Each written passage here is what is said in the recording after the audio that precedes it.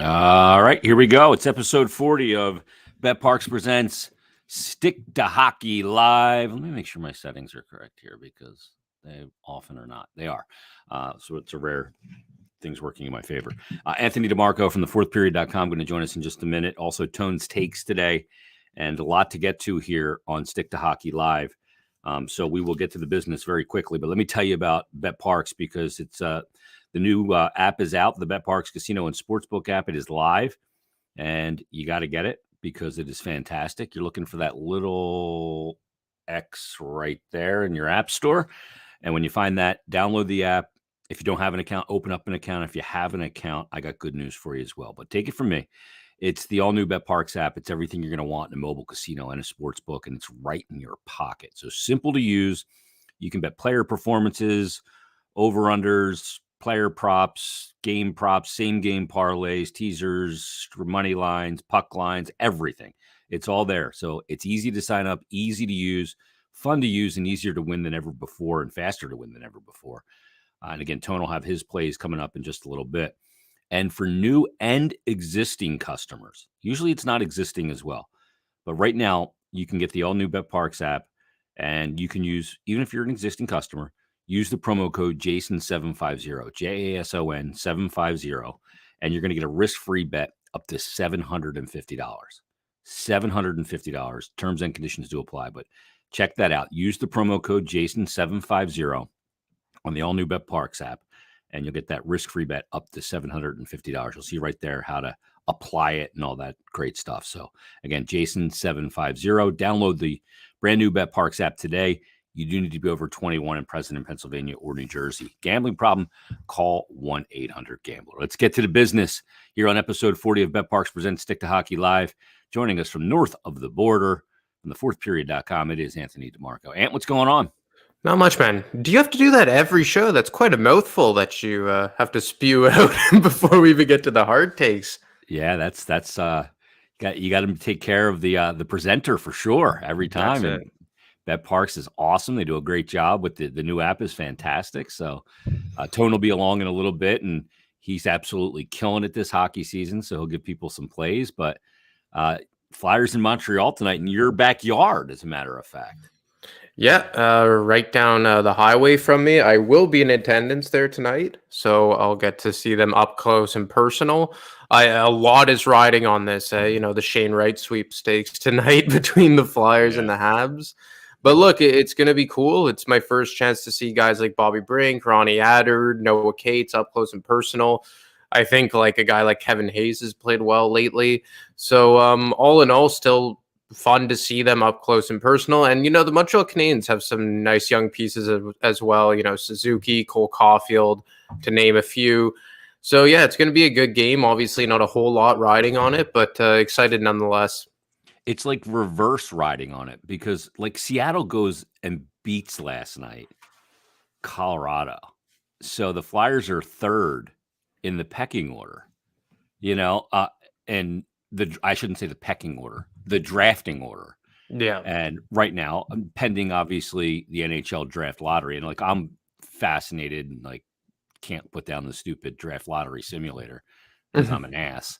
And I'm just like, well, where are they going to end up picking, for the guy that says, they shouldn't lose games on purpose, but that's happening by circumstance and how many guys they have out of the lineup. But Seattle beats Colorado last night, and now all of a sudden the Flyers have the third best odds to win the lottery in the Shane Wright sweepstakes. Yeah, and like even if they finish third, let's say all things remain equal more or less, I think the farthest they could drop down at that point would be 6, because I think you can only fall 3 spots. So even if worst case scenario, they go down to 6, I know this draft is not a great one and not overly deep, but I still think in the top 6, you're going to get a decent player. Like, obviously, if you're inside the top 3 or top 4, I would assume if he's available, you go with a guy like Logan Cooley, a centerman of the U.S. national program. But then there's also the 2 right-handed shot defensemen like Simon Nemec and Juracek. But then even if you go down to 6, you have those 2 centermen from the Winnipeg Ice and Matthew Savoy and Connor Geeky, obviously the bigger of the two, 6'4", 205 already. So I mean, as long as they stay in like the top 6 or probably even 7, because you have the left wing, who I think the last time I checked was slated to go number 2. He seemed to leapfrog Cooley and Nemec. Slekowski, I think his name is. I think the Flyers are going to get either one of those right shot defensemen or the centerman. Now, maybe they go off the board, maybe they take a winger, but it just feels like a right shot D or centerman is exactly what the doctor would order for them. Yeah. And, the difference between having the third best odds and having the fourth best odds, where the Kraken are right now, the Flyers right now would have a 10.9% chance of landing the number 1 overall pick. And Seattle at that 4 spot has a 9.7. So it's a 1.2% difference. It's not that great. And I mean, even the Flyers with the third best odds at 10.9%, the best odds is Arizona right now. They're not going to be caught at 16.6. So, I mean, you can look at it at 16.6% chance, but that means also it's 83.4% chance that you don't land the number 1 overall pick. Well, which is crazy, right? Because I remember in 06, 07 when the Flyers finished last and they actually lost the first round, the first overall pick to the Blackhawks. But if I'm not mistaken, the Flyers had like a 42% chance of getting the first overall pick back then. So you sliced it like almost in a third, not quite there, but almost there in that realm. And like, I get it. I understand that you're trying to incentivize not tanking, which is exactly what the Coyotes did this year. Yeah. And it is crazy to say, and I'm sure Stevie Y would tell you this because he seemed to have taken the brunt of it over the last few years, that, you're consistently one of, if not the worst teams, and you're never getting that first overall pick. Like, I believe it was in the was it last year or the year before, where the Red Wings had had the best odds and they fell all the way to number 4. I think it was the year they ended up taking Lucas Raymond, and that may have actually how bad their record was that year. Yeah, it was brutal. Yeah, I mean, they were light years behind the second worst team. This is the 1920 season. Yeah. So it's the shortened season. And the Detroit Red Wings had 39 points. So to put that into context, I know it was a shortened season. They played 71 games. The second worst team in the league was Ottawa, who also played 71 games. So Detroit had 39 points. Ottawa had 62. As they were brutal. Worst team. They were brutal that year, and they fell all the way to 4.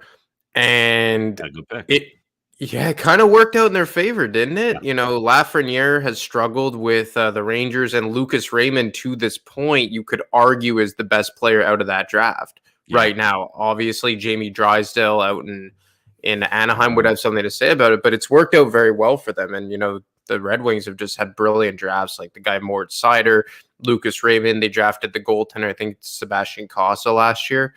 Mm-hmm. So it just goes to show you, especially in the drafts where you don't have that bona fide, generational budding star, falling a couple slots isn't the end of the world. And like, who was the last team that finished last that got the first overall pick? Could it be the Leafs in 2016 when they drafted Matthews?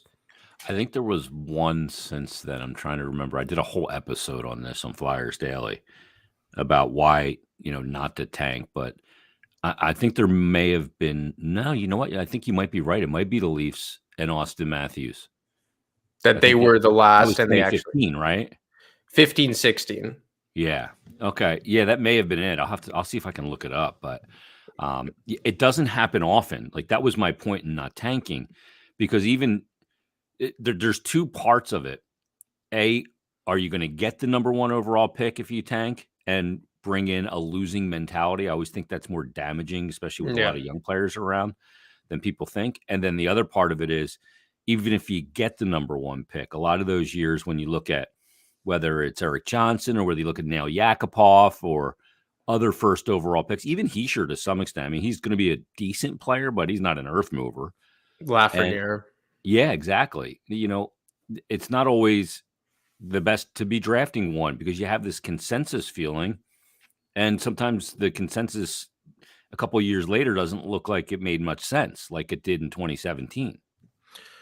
That's exactly it, right? And the Leafs are a team that they tanked in the absolute best year, right, for Yeah. Austin Matthews. And you can make the case that he's already the most talented player to ever play for that organization.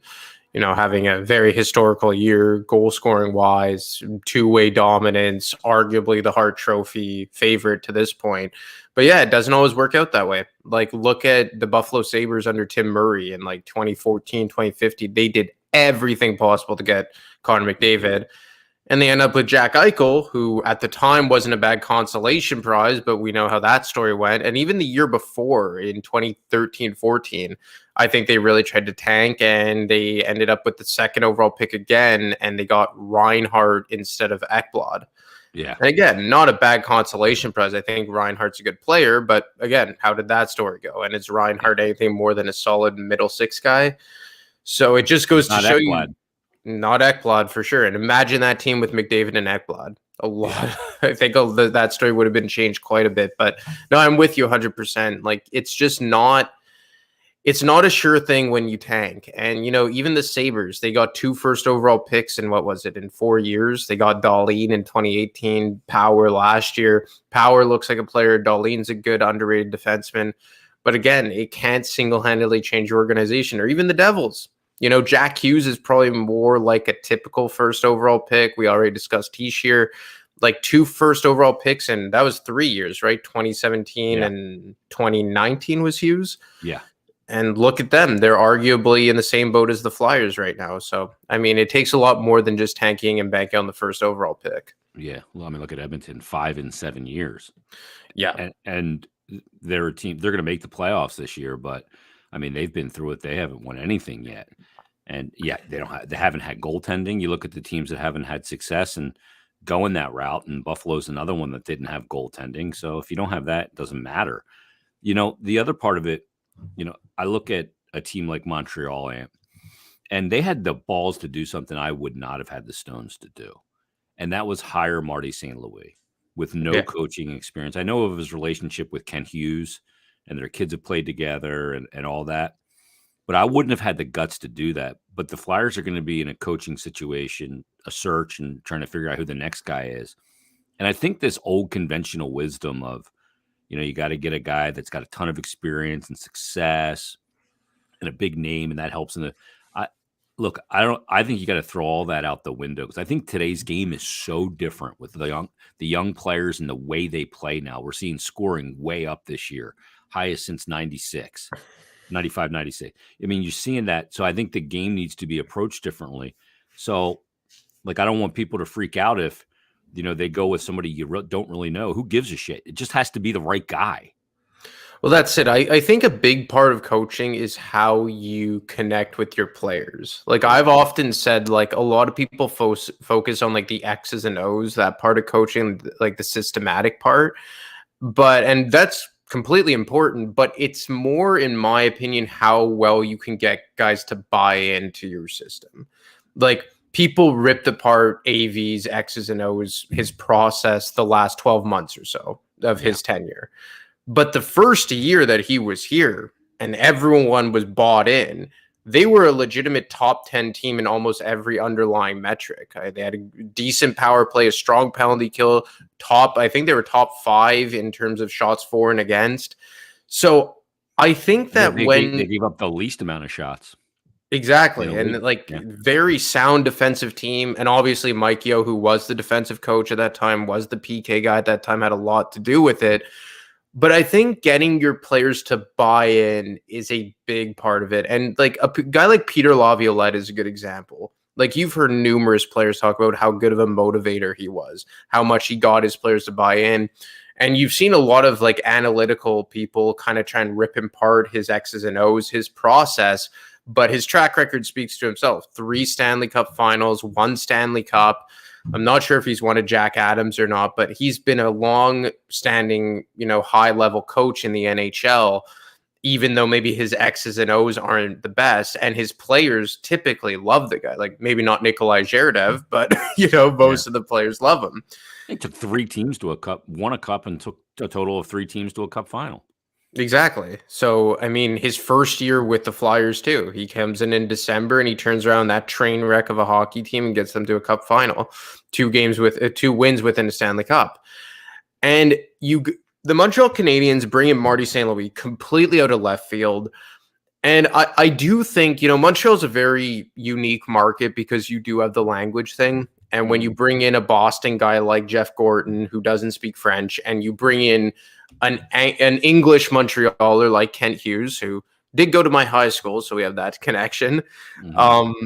And, he speaks French very well, kind of like me with the accent. But again, he's not like the typical Quebecois.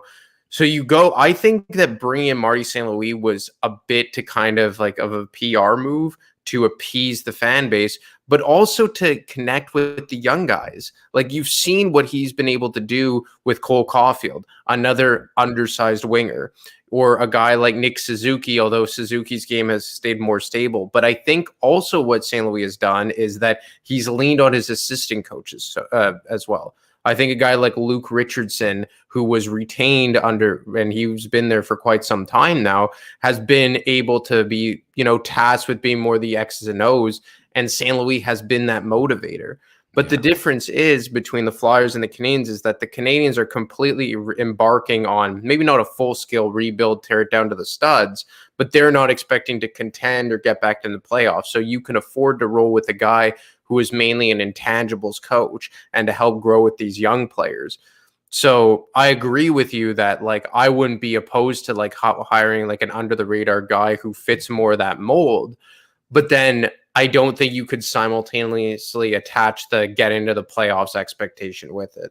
I agree. And the other thing too, like we all saw that video of Marty working with Cole Caulfield on that pivot move in the trigger position on the power play on the left side, where you get the pass and instead of just firing it, you grab it, you recoil and create a little space and then fire. And then in the next game, we see Caulfield do that exact thing and score.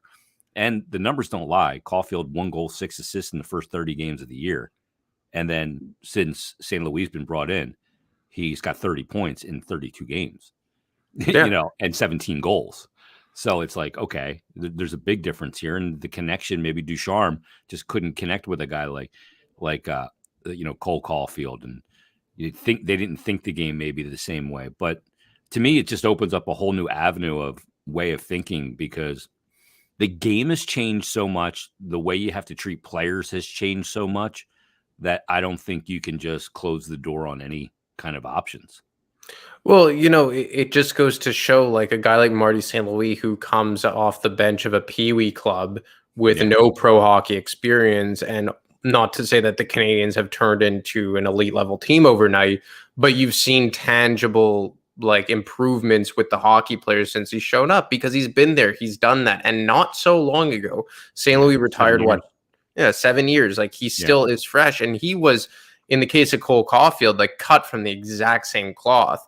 And you can make the case that St. Louis was the most successful undersized player of all time. He was the guy who conquered, the biggest mountain. Like nobody, did as much as he did as a small player.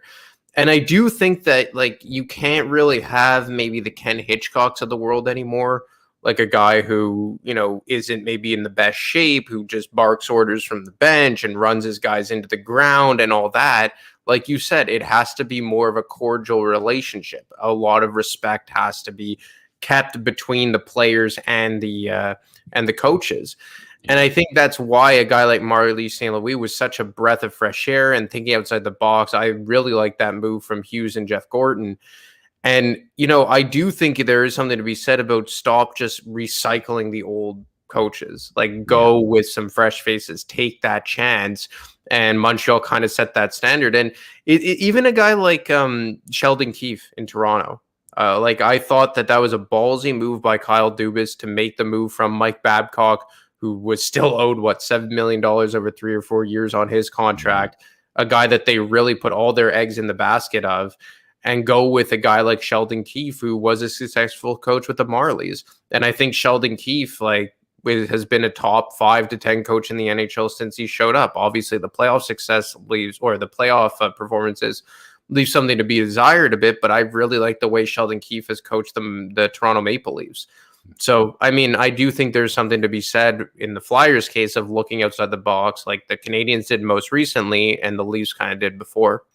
Yeah, and the thing is Marty never played in Montreal. I mean, obviously he's French, but didn't play there. So the notion that it has to be a player that played for your organization too should go out the window right with it. Let's talk about the report you had on Ryan Ellis, because this is. I said to Bill Meltzer the other day. I said, "Is Ryan Ellis getting rehab at Area 51?" There's so much to wonder here about what's going on. We're getting down to the end of the season. It's a week from tomorrow will be the final game, and we'll get those exit press conferences from Chuck Fletcher, and maybe we'll get some clarity on the situation then, but we've been kind of waiting for clarity for so long. What are you hearing in regards to Ryan Ellis and possible future with the Flyers? Well, what I'm hearing is that not many people know what the hell is going on with the guy, and that he hasn't been seen around the team in over 3 weeks, and that he wasn't, contrary to people who tried to discredit me, he wasn't present for the team photos. He was out of town getting treatment. Yeah, we actually talked about that at that week at the time that he wasn't there, and that kind of bothered me. Yeah, like, I mean, photo. Yeah, I like on a side note, I thought it was pretty well documented that he wasn't present for the team photo. Like that's not insider information. Like that was like if you were on Twitter inside that 24-hour radius, you would have known. Well, I believe Chuck was even asked about it, and he was the one that said that he was getting treatment. Yeah, and he would be photoshopped in. Yeah.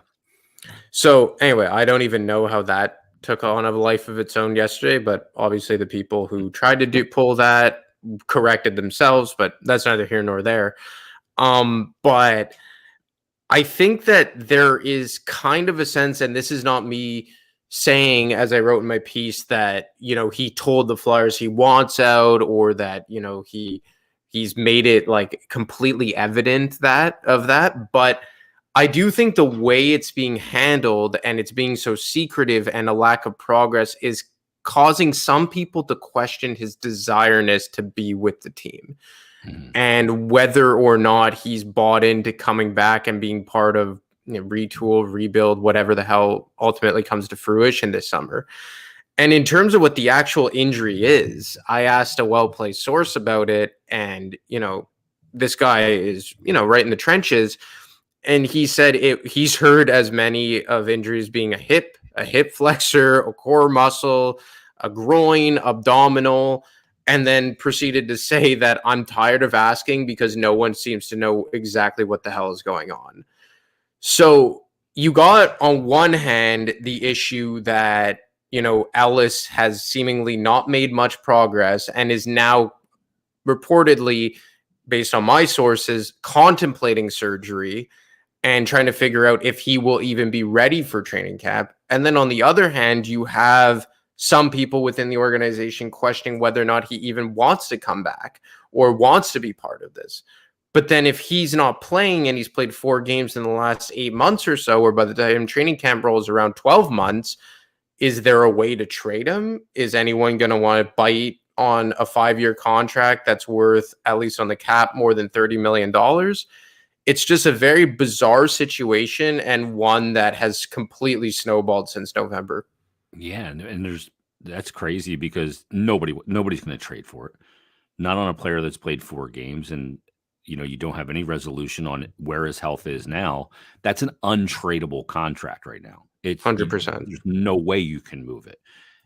Is there a desire for him to play? Period. Are you hearing anything about that? Because does he want to retire, or does he just not want to play here? I didn't ask directly about that, but my sense is that he doesn't want to play here. And you interviewed him on Flyers Daily, and a lot of people who listened to that thought that he came off kind of upset about the trade. What was your opinion on that when you interviewed him? Yeah. Look, I think it was on my radio show too. Or no, I had him on Flyers Daily, but I had Cam Atkinson on my radio show about 4 minutes after the deal was announced when he was acquired. And Cam jumped right in, and he had some connections here with, his wife and Hartnell's wife are best friends, and they played together in Columbus, and he was all about it. and fresh start and everything. Ellis, in my sense, clearly was blindsided by being traded, which I'm surprised at because his name was out there. And, just seemed like he was like almost just stunned at the time. And, didn't seem that into it because he was just kind of stunned. And, some players, I get it. I don't know if we should read too much into that or if that just, it actually happening really hit him hard because he really immersed himself in the Nashville market and everything. But I mean, at some point you got to go, hey, this is professional sports. I got to get over it. I got to move forward. And just 4 games played this year, you can't force your way out of anywhere because you have no value to be able to be traded somewhere else at this point. And look, like that. the Flyers traded for him last summer for next to nothing. They traded their worst defenseman, their worst forward for Ryan Ellis. And that was him coming off of a year where he missed, I think, 21 games or so, but still had 18 points, had 5 points in 6 games in the playoffs, and still had a very good track record. His underlying numbers were indicative of that. So imagine trading for him a year later when he played 4 games. Yeah, you're not You doing can't get much less value than Nolan Patrick and Phil Myers. You know what I'm saying? So I think he wants to play. That's just speculative. Like, that's not me reporting it, because I don't think the guy has such a bad enough injury that it's going to cause him to go on LTIR for the next 5 years. Mm-hmm. And if he was going to retire, he would be leaving tens of millions of dollars on the table. Yeah. I think that he was a guy that was blindsided by the trade. And I remember Elliot Friedman reporting on CBC Hockey Night in Canada, or now Rogers Sportsnet Hockey Night in Canada, in January or February of 2021, that the Predators were open for business because at that time they really were struggling. And the only untouchables were Rene, Yossi, and Ryan Ellis. Yeah. So I think at one point, Ryan Ellis was considered an untouchable for the Nashville Predators. But somewhere, when they extended Ekholm, that changed it. And it's changed it. And I think a big part of that was the fact that you had the injury issue. Mm-hmm. And he was already in his 30s. And then maybe you had a guy like Dante Fabro who could step into a top 4 role. The guy, I think his name's Alexander Carrier, if I'm not mistaken, mm-hmm. young defenseman. And, they've been a defenseman factory for what seems like 2 decades now. Yeah. But they made the decision to move on from Ryan Ellis, extend Ekholm, and get out from under that contract, even doing so for what seemed at the time to be pennies on the dollar. He comes here. We've talked about that he clicked really well with Ivan Provorov in the beginning. Those first 3 games that he played really well. I believe he scored a goal too. And that pairing was looking damn good. Yeah. Then he comes back for a game, gets hurt again in Dallas. And for me, what's interesting about this and what lends me to believe that it isn't like a career-threatening injury is how the narrative around it progressed. Because if you remember, AV, when he was the coach, said something that if it were the playoffs, he would be playing. Yeah. And they were being careful. But if it was a playoff game, he would be playing. Then when he got hurt, the second time, it was 4 to 6 weeks, which would have tracked him to come back in early January, I think. Then it went to indefinitely, and then he's not coming back this season. Yeah. And that was like in March, beginning of March when they said that, right? Exactly. So for me, it seems like maybe there's a disconnect between him and the medical staff. He's only contemplating surgery now. Maybe he didn't want to get surgery. Maybe he wanted a second opinion. It's a very bizarre situation, and I don't typically like to dig on injuries because I like to respect the player's privacy, and oftentimes executives don't want to talk about, injury situations unless the player gives it the A-OK. But this was one, and this is one rather, that is so bizarre that it seemed like it was good to, how would you say, it warranted some extra digging on it. Yeah. The whole thing is, I mean, there's so much tied up in him. And I don't mean money. I just mean everything. Yeah. I mean, if he's not going to be there, I don't know. You need a top pairing right side defenseman, and while Cam York and Provorov, I think, played okay together, that's not to me. That's not the best solution to the problem. And moving Sanheim up, now you're weakening your second pair. Anything you do where you're moving a guy up, you're weakening yourself somewhere else. That's the thing. Well, when you had Charlie on Monday, you guys kind of broke it down really well that the concept of trading Sanheim or Provorov, and I agreed with Charlie 100% that Sanheim is, in my opinion, probably untouchable at this point, or not untouchable. I just don't think they're looking to move him, and Provorov would be more likely of the two to go. But if you move one of them, you're only going to open up another hole because of Ryan Ellis's uncertainty. If Ryan Ellis was healthy completely and you knew he was going to be back for next season and play at least, let's say, 65, 70 games, I could be sold on, Sanheim, Ristolainen, York, Ellis. I could be sold on that because Ellis would be carrying the workload. But if he's not part of the equation, what are you going to do? Yeah. And, the aggressive retool thing sounds a bit far-fetched with Ryan Ellis, but you can see it. Because if he's healthy, I like their top four a lot. And then I like Cam York on the third pair. Let's say you add a veteran right shot guy like Jan Ruda. I like that defense a lot. You have or a even solid bring a Braun back or something. Yeah, something like that. Yeah, a facsimile to Braun, something like that. I like their defense a lot. I really like that top four because Ryan Ellis coming back reduces Risto's minutes, reduces his minutes on the PK, reduces his D zone start. So there's a big trickle down effect from Ryan Ellis coming back. So I could at least be sold on the aggressive retool. I may not completely agree with it, which I don't, but I could be sold on it if he's there.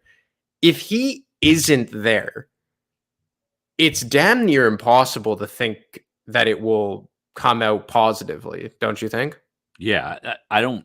I remember when they said the aggressive retool thing, and to me, I try not to listen to what they say, and I try to just react to what they do because it's way more. How many times has a coach told you that, oh, I like this player, blah blah blah, or I don't, this guy's not playing well. I judge how a coach feels about a player by usage. Yeah. That's the thing that matters, that really tells you how somebody feels. It's again, it's not what they say, because pro sports and the communicating to the media and / fan base doesn't have to be truthful. It's also agenda driven. So if you really want to know what they're going to do, you follow the tea leaves of what they are doing, not what they are saying. It's I think we're going to get a really good indicator, Ant, early, and that indicator is this: whoever they hire as the next coach, to me, is the first tea leaf of what direction they're going as far as organizationally. Well, yeah, because if they go out and they hire John Tortorella, are they going to tear?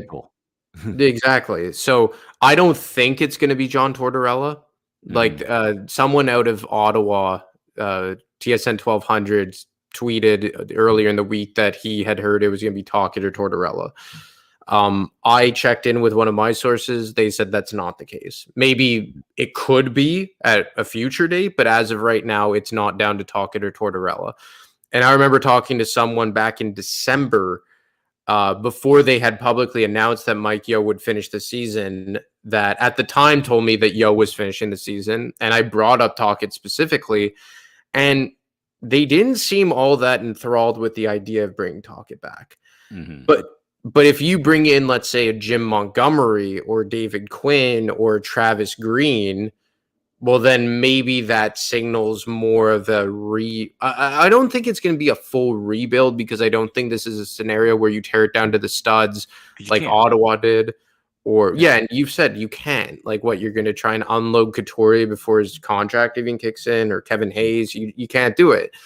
But maybe something where next year you admit defeat, you go in with a team that's similar to the one we're seeing now. You put all your focus on the 2023 draft, and then you put your onus on 2024 making the playoffs then. Yeah. But if you bring in a Tortorella or someone else of that nature, then I don't think that's really going to be the mandate. Yeah. I think that whoever that next coach is the first part of action that we see that we go, okay, this may be an indication which way they're leaning on going. Again, I look at that press conference, those are just words. They don't mean shit to me. Yeah. Saying aggressive retool at that time and saying those things, it doesn't mean anything. The only thing that's going to mean something is what they do. And again, I totally don't think that you can't rip it down to the studs because you have a Couturier coming off of back surgery with an 8-year contract in front of him. Hayes coming off triple core surgery. I know he's played well, but still nobody's taken that contract in a trade, and you can't trade pennies on the dollars in a fundamentally flat cap world where it's only going up $1 million this year, $1 million next, and $1 million the year after. Unless in that third year, they far exceed projections because they owe so much back money because of the escrow situation. Yeah, the players owe the owners a lot of money, Yeah. which I think they only project to have fully paid off by 2025, which is then maybe we'll get back to a more usual cap increase that we are accustomed to post-COVID. And no, I agree 100%. And I just don't think they can do an Arizona or even Toronto or an Ottawa rebuild, even if they wanted to. I think they're going to have to try and do something that we just saw LA do, where you keep Kopitar, you keep Brown, you keep Doughty, but then you build around them, where you draft guys like Velarde and Byfield and Turcotte. You trade for a defenseman like Sean Dursey, and then you kind of reload on the fly. And then last summer, loved what Rob Blake did, where he adds Phil Danault, adds Victor Arvidsson, and off to the races they go. And I think LA, now they're a playoff team. Do I think they're going to win the cup? Probably not. But I mean, they're still on their way. And you have put in place a succession plan to Kopitar and to Doughty and to Dustin Brown. So I think that's something that they're going to have to look at. And I don't think it's that far-fetched if you really invest in doing it. If you trade off a guy like Provorov, you trade off a guy like Konechny, maybe hang on to Sanheim, that him and Ristolainen could kind of be the veterans on the back end. Maybe if Ryan Ellis can come back, he provides that as well. And then you insulate guys like Cates and Bobby Brink and Tyson Forster. And if he could get healthy, Wade Allison, maybe down the road, guys like Wisdom and Denway, whoever you may draft between now and, 18 months from now. I don't think it's that far-fetched, but are they going to be able to do it? And is Chuck Fletcher going to do it? And how are you going to execute it? Because if you go in this offseason with the hopes of getting back into the playoffs next year and you start mortgaging the future and trading assets, not saying that it's a surefire plan to fail, but if it doesn't work, you're setting yourself back a few steps behind the 8 ball than you already were. Yeah, I agree with you. Ant, that's great stuff. The game in Montreal, enjoy it tonight at the Bell Center. Just don't do what I did when I was up there in 2010. I was at across the street from the Bell Center trying to get something to eat. It's like a Reading Terminal Market type place across my hotel on Chateau Champlain. And I'm in there and they wouldn't take American money. So I'm like, do you know where is there like an ATM machine? So she points down, I go down there and I'm standing in line. I'm trying to fumble with this machine. It's all in French. And the people behind me are getting pissed off. And I turn around and I'm like, I don't speak for, and the guy spoke English and he goes, "This is the train ticket machine. This is not the ATM machine, dummy." Oh, you were at Windsor Station. Yeah. Well, if you come down for the draft, I'll be happy to translate anything for you. So looking forward to it, man. What I do know how to translate is the Chez Paris. Everyone knows Chez Paris. It's a Montreal landmark. Yeah. Thanks for doing this, Ant. We'll talk next week. Take it easy, bud. There he is, Anthony DeMarco from thefourthperiod.com. Great stuff. Let me take those rings off my face. Great stuff, as always. A lot of question marks, a lot of up in the air right now. But it is time to do something we like to do on betParx Presents Stick to Hockey Live. We do it every Thursday. And it's a little something we call Tone's Takes.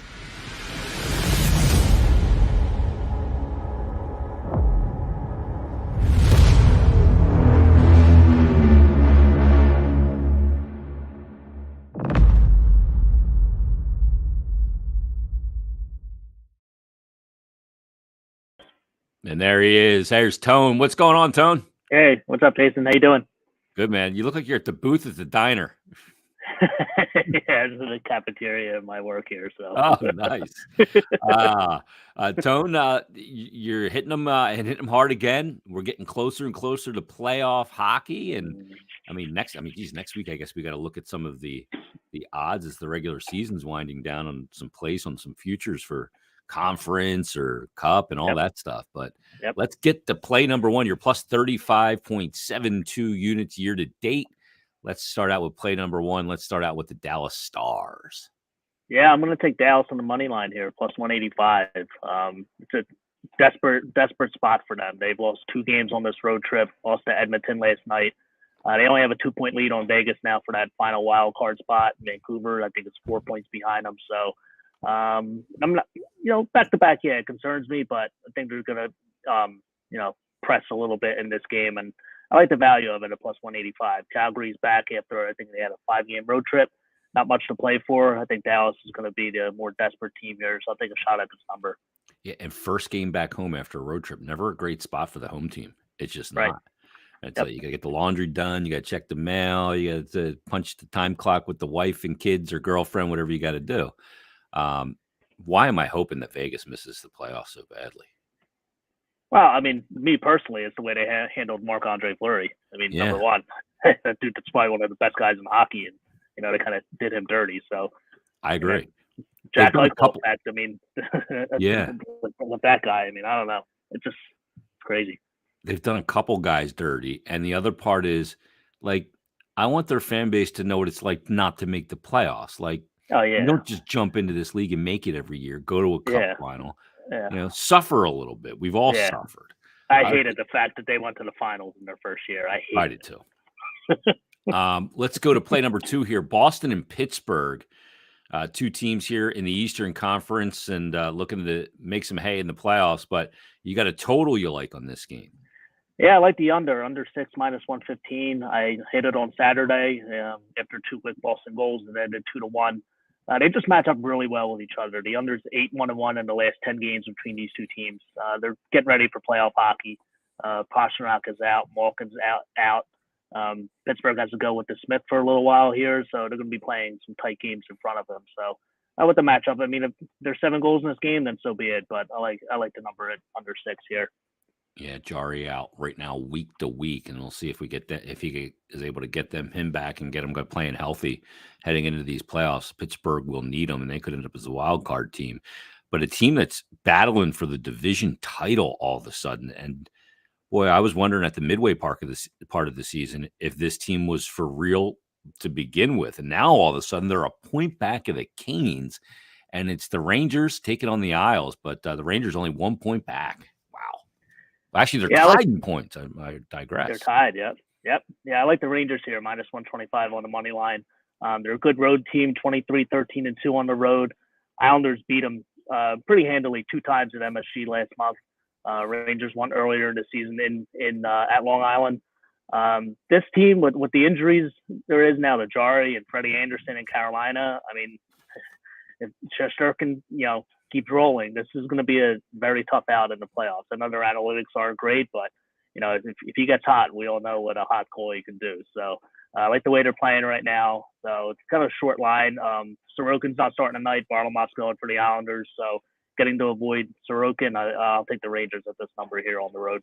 Yeah, no, it could have had this Sorokin-Shesterkin battle. It still is Russian on Russian with Varley in there, though. All right, so there's Tone's takes. Number 1 was the play number 1, Dallas money line at plus 185. And then we got the Boston-Pittsburgh game under 6 at minus 115, and the Rangers minus 125 against the Isles. So we're looking forward to that. Tone, thanks for doing this as always. People can get your stuff where?